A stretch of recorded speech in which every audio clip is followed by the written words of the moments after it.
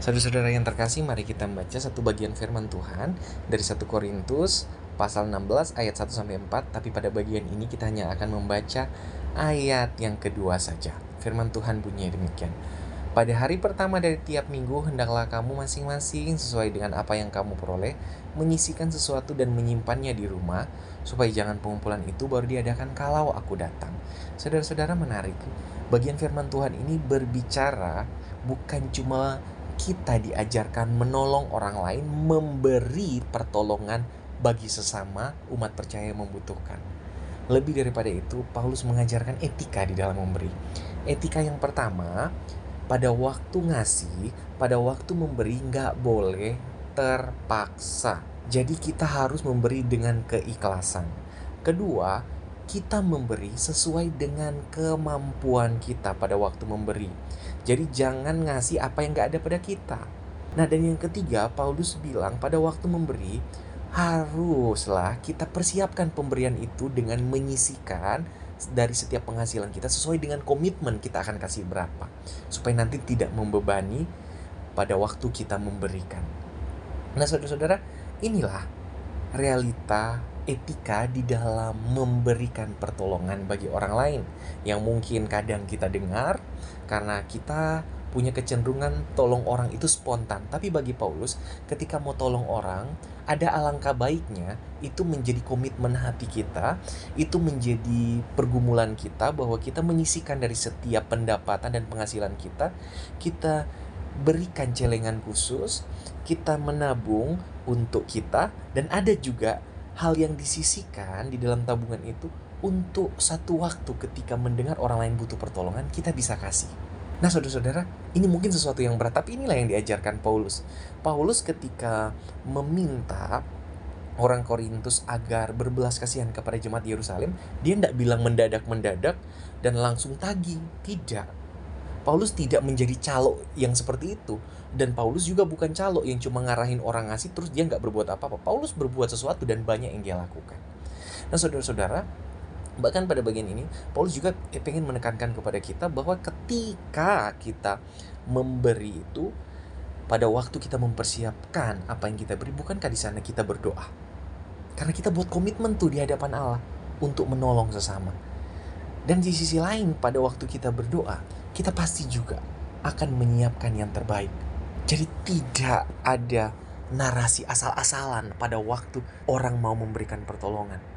Dan ingat, surat ini bukan cuma ditujukan kepada jemaat Korintus, memang aslinya kepada jemaat Korintus, tetapi implikasinya itu sampai kepada kita zaman ini. Pada waktu kita mau tolong orang, terkadang kita menjadi orang yang cenderung meremehkan orang yang kita tolong. Makanya kita asal-asalan menolong, makanya kita tidak memiliki motif yang sungguh-sungguh pada waktu menolong.